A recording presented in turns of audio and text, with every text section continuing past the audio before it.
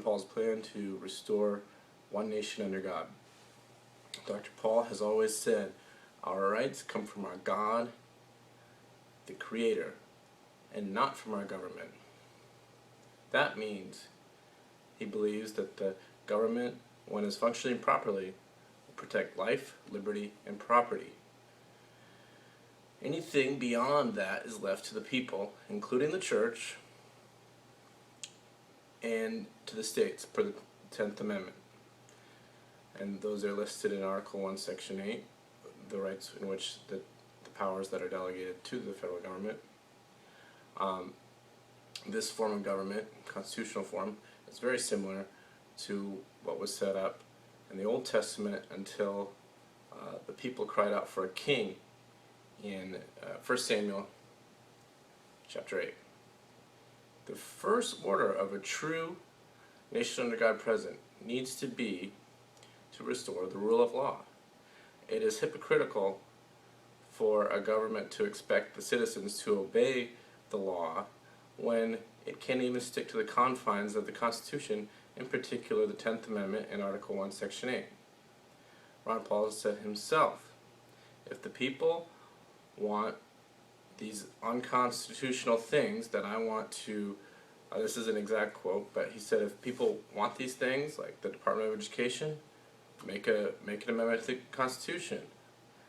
If you want a war, when he says bring troops home, fine. Just declare war or make an amendment to the Constitution. He's just trying to restore the constitutional form of government. That's why, really, Ron Paul, he's libertarian, but more than that, he's a constitutionalist.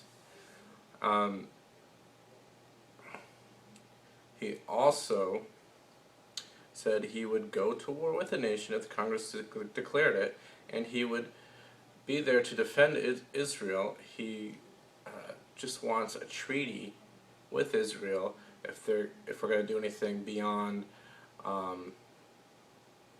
friendship and trade with them and friendly discussion.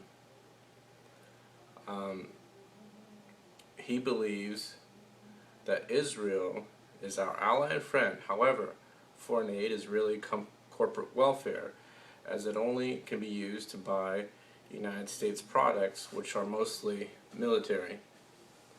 The real problem is that we give 4 times more foreign aid to the enemies of Israel, who have over 40,000 rockets ready to fire there. I mean, a nuclear weapon is not the main problem.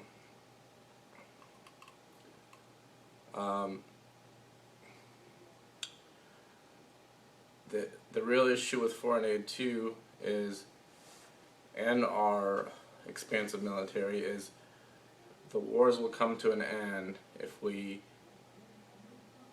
don't stop them now. I mean, they're going to stop sooner or later when the dollar crashes and we can't pay for it anyway. So he's just trying to save our Constitution and save our dollar before it's too late.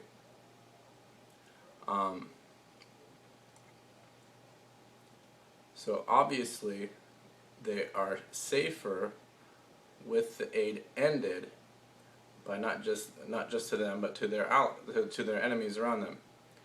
And it will also help to save our dollar. Foreign aid is also a form of stimulus that is bad for the free market economies of our country and for them. It is unhealthy for both the giver and the receiver to simply be involved in this wealth redistribution. By measures of morality and character, has the U.S. been more blessed since we've been in this type of relationship with Israel? No. Only if you measure our blessing by our coercive revenue system and our now almost $16 trillion credit card. But in terms of character and the measure of the man, we are less blessed than we were 100 years ago, or even less than that. So there are other ways to be blessed with our relationship to Israel, other than just military aid and foreign aid, corporate welfare.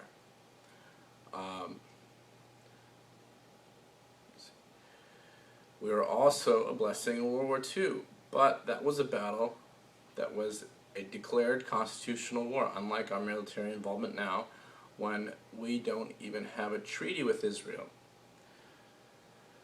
Also, as I said, under the Constitution, we could go to war with a nation that attacks them if the Congress will declare the war.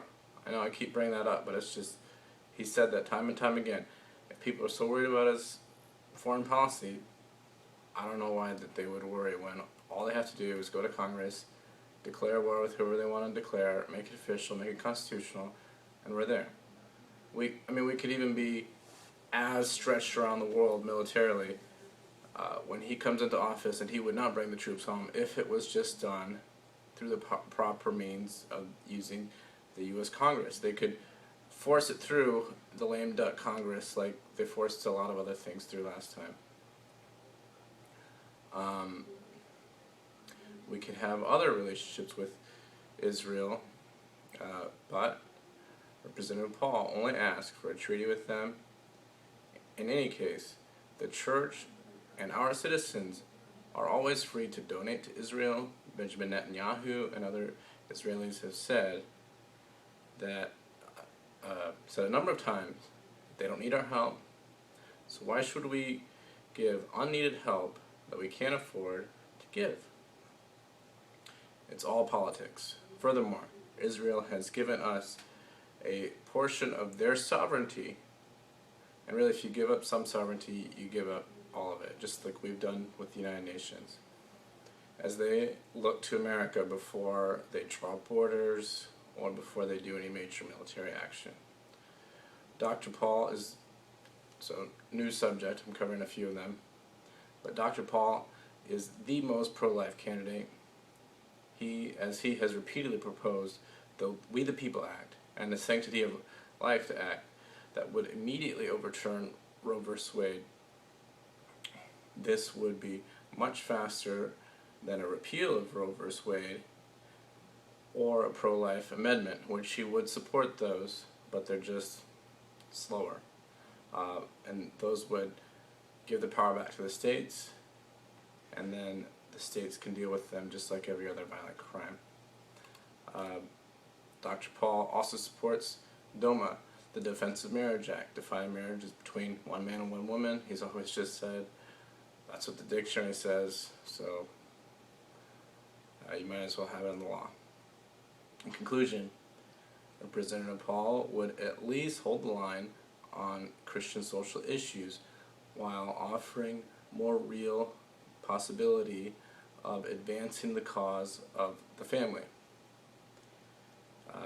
He would restore our government to a more constitutional form, like what we were founded on. He would defend Israel in a more constitutional, effective way.